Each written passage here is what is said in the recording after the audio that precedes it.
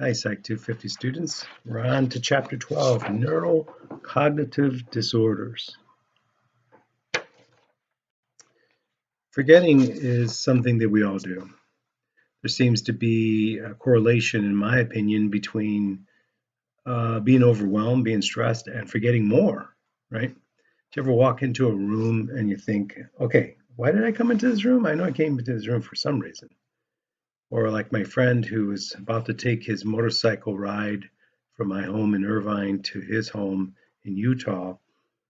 And while on his motorcycle in my garage, getting ready to leave, he asked me, "Has anyone seen my glasses?" And they were right on his head. And I thought, is this a trick question? He obviously had a lot on his mind. This guy's doing a speech on forgetfulness and can't remember the 7 steps. That makes sense. Let's test your memory. How many out there have a fairly good memory? Ooh, not a lot of hands going up. Okay. I'm going to give you a memory test. Answer these with me. I'm going to ask you to repeat 3 words in a minute or 2. I'll ask you to recall those words on your own. Repeat these 3 words with me. Apple, table, and penny. Go ahead. Now, can you recite the months of a year in reverse order from December to January? Go ahead.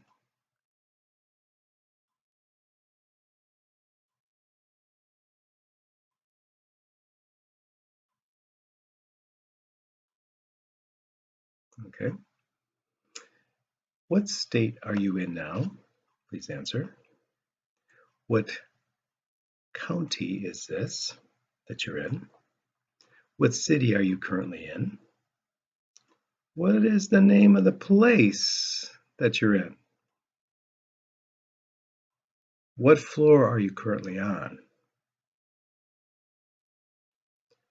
Now, what were those 3 words I asked you to say earlier? How'd you do? Hopefully you passed well. You did a good job. When it comes to neurocognitive disorder, sometimes we can tell that there's something there by doing a brain scan, and sometimes we cannot, right? We don't know until we actually do an autopsy on the person, for example. But certainly we can gather some general information. So to do a memory test is not probably the best thing to do as you're waking up and you're not even consciously aware of who you are and where you're at, right? We gather information not just from the person themselves, but from loved ones. Loved ones and friends are probably the best people that can give us some vital information because most of the time they're very concerned about you. And we have a way of brushing things off. There's nothing wrong with me. I'll be fine, that sort of thing. Everybody forgets. There are a variety of tools we can use to see if there's any evidence of something going on with our brain. And if you recall, it's all about the brain, right? That's where everything is located.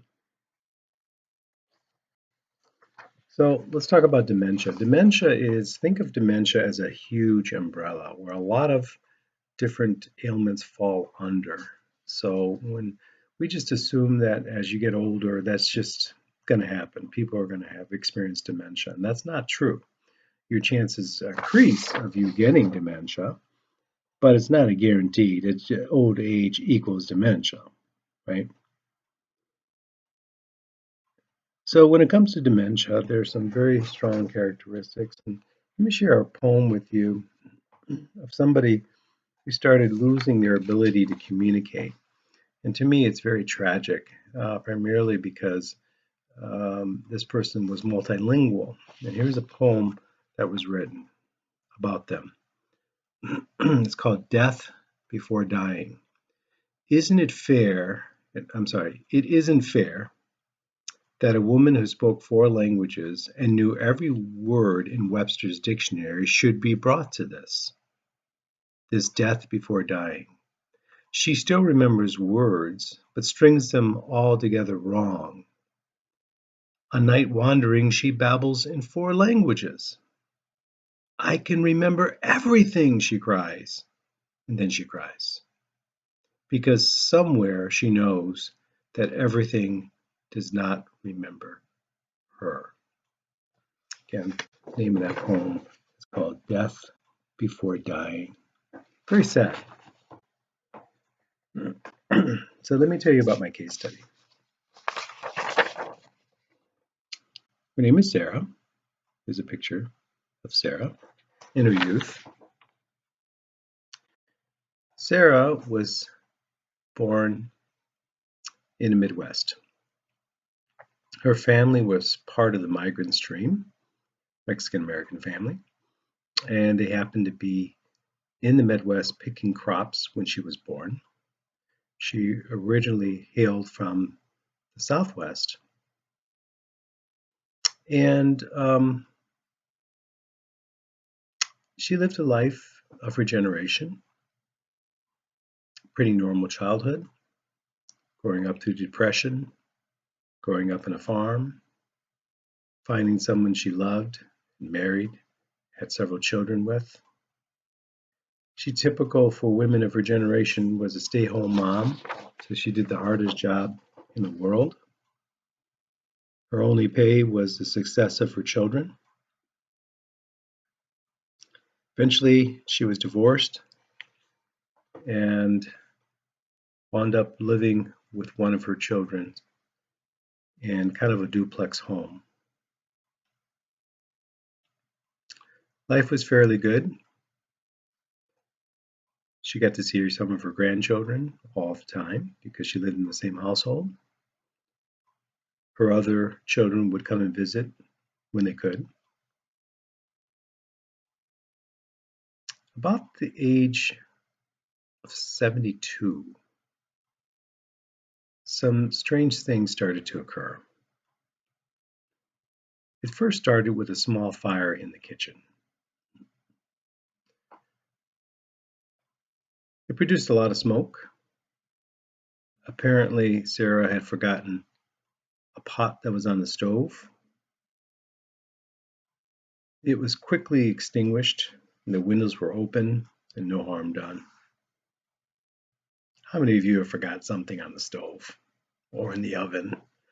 You couldn't even recognize what it was anymore, so that's pretty much done for the day. And she kind of laughed it off. Short time after, another fire occurred, and this one was a little bit more intense. This one caught onto some of the curtains. Fire truck came, a lot more smoke. Luckily, nobody was hurt. A lot of coughing throughout the household. Sarah joked about how cute the firemen were, but her daughter was very concerned. So suddenly, Sarah's stove was now broken.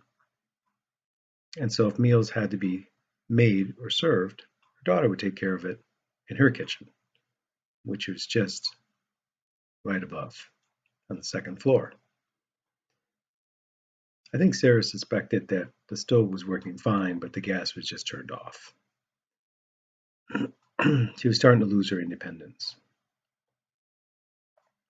Sarah went for a visit with another daughter who lived in a different state, and that daughter noticed that Sarah would stare out the window quite a bit, looking at nothing in particular, which was very unusual for her because she normally was a pretty dynamic, funny individual. A friend of the family, who was a lifetime friend of Sarah, told another sibling, something's not right with your mom, because when I call her, and I call her every week, we have long conversations, but lately when I call her, she asks, "Who is this?" And I tell her, and she seems very confused, and that's not like her at all. She knows my voice, she knows exactly who I am, and sometimes she eventually catches on to who I am, but she seems confused and muddled.